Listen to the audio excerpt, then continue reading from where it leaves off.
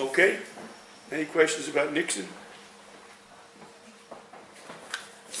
Nixon resigned in August 1974. So who am I going to next? Yeah. So give me some background on this. Do you remember the background on what they called Monica Gate? You remember how that? Yeah, I was a kid, but How old were you at the time? oh god, when did this happen? 1998. Oh, okay, so I was like 11. 11. No, I was older. I was 11 or 12. Either way. So he had been caught, or she came out and said that she had, he had inappropriately had relationships with her. You're absolutely right, but you have to turn the pages back, many thousands of pages. It goes beyond Paula Jones. So the Republicans want to get rid of Clinton. Lots and lots of women. And they think they have found some illegal activities that Clinton had illegally bought land in Arkansas near the Whitewater River. So they want to investigate what the deal was. The accusation was that the realtor wanted benefits from the governor of Arkansas, who was Clinton at the time, and in return he would give Clinton valuable property in this Whitewater development that was going to be expensive condos, and fishing camps and hunting camps, etc. So the Republicans decide to do an investigation, and they appoint a special prosecutor by the name of Kenneth Starr to do the investigation. So originally this has nothing to do with sexual impropriety. That was just their smoking gun that they could use. That was you got it. So along the way, a former state employee from Arkansas by the name of Paula Jones. Now, you see all the twists and turns in this. Brings charges against Clinton that when he was governor, he sexually harassed her. Yeah. That unless she gave him sex, he would fire her from the government. Right. So this was a civil case.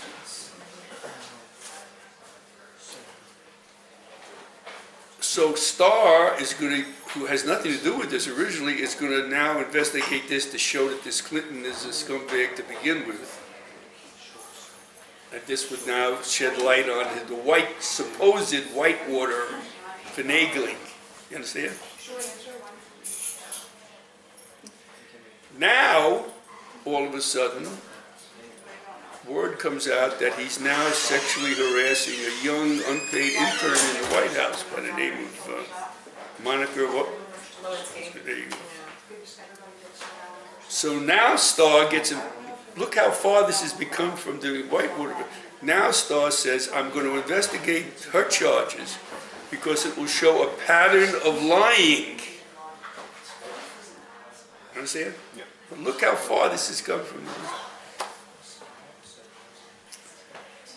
And Starr publishes this 1,000-page report that gives us more details about Clinton's private life than anybody had ever wanted to know. Right? So let's see what happens next.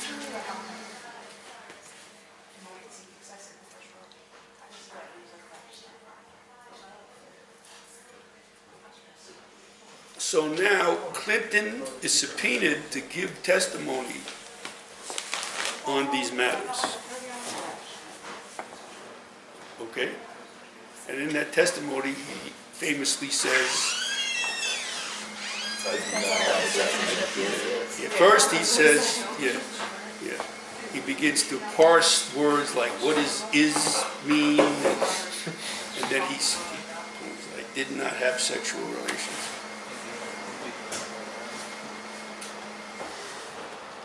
So on the basis of lying under oath,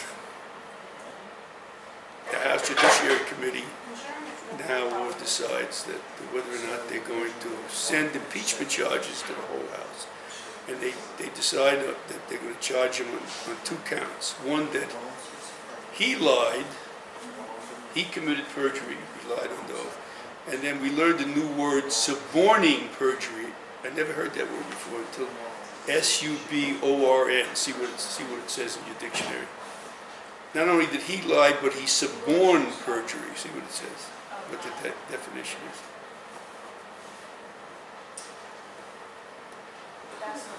In American law and in Scots law, the subordination or court of perjury. Whoa! What? I'll Come on. stand and do this. Don't Is the look crime at, of don't sit on that chair. persuading a person to commit perjury. The swearing of a false oath to tell the truth in a legal proceeding, be it spoken or written. So not only the 2 charges, but he lied under oath, and number 2, he suborned. He pressured others to lie in his favor. A majority of the House Judiciary Committee voted in favor of those 2 charges, and they sent it to the House, and they got the required majority in the House to impeach him, and now the trial is sent to the Senate.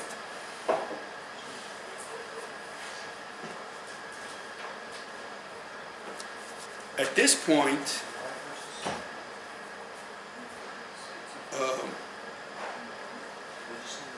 right before the House rules, Clinton hires lawyers who say that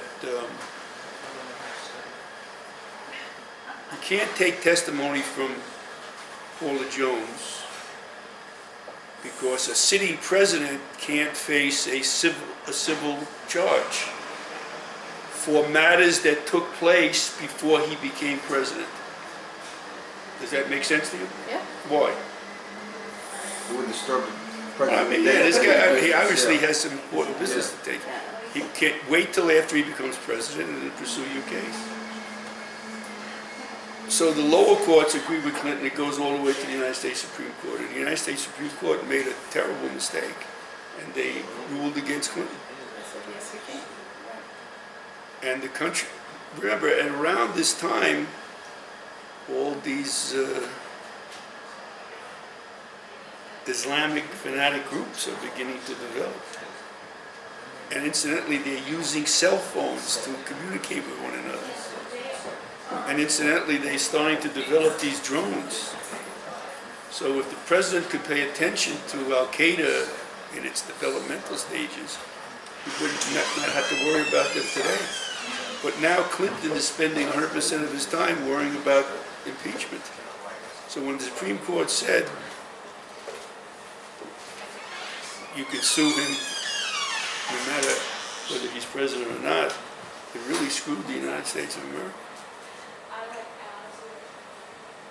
That's still in effect though right now, that ruling?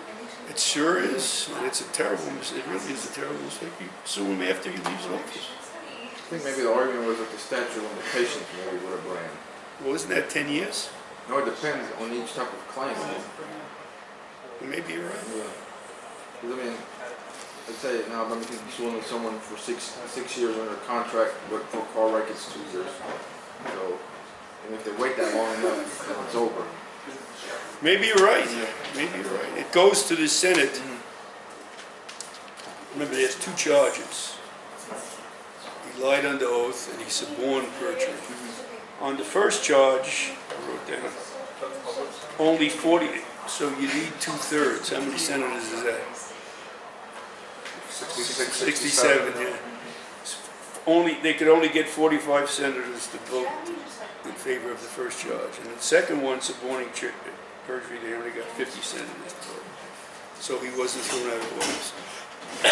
But he had to spend all of his last 2 years in office defending himself. Now, what were the reasons, I gave you a hint beforehand, why more senators didn't? You'd think that if you lie under oath and suborn perjury, that would come under high crimes and misdemeanors, wouldn't you? That's pretty serious stuff. That's a political. Because they said, that's right, sexually harassing girls is not a political act. That was it. Using Hamilton's original definition. Maybe a glass houses kind of mentality behind it somewhere. You're making an excellent point, and you know why? Kenneth Starr is now appointed to be the president of Baylor University,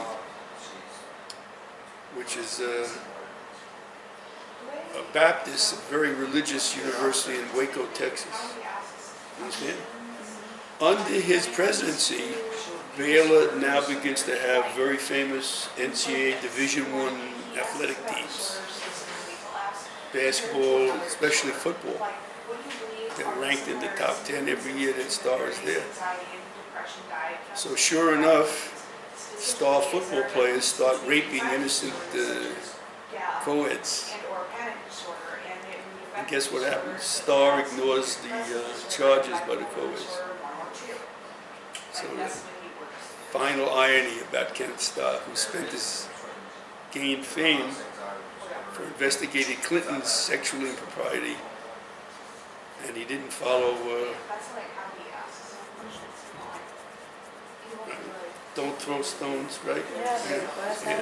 I'm thinking that maybe some of these senators are not wanting their own dirt uncovered, and so they just assume not to. Well, but keep the hornets' were they nest. right? Is sexual harassment a political crime? No. Unless it was for political gain. No, not unless, yeah, no, technically it's not. But the argument against that was, but lying under oath is. Yeah. So how do you draw the line between what you're lying about? He lied about something personal, not something. that would That's how they affect the felt. country, right? That's how they felt. Yeah. Objective evidence of trauma should be provided before one can obtain disability benefits for PTSD, where some causes. Okay, any questions?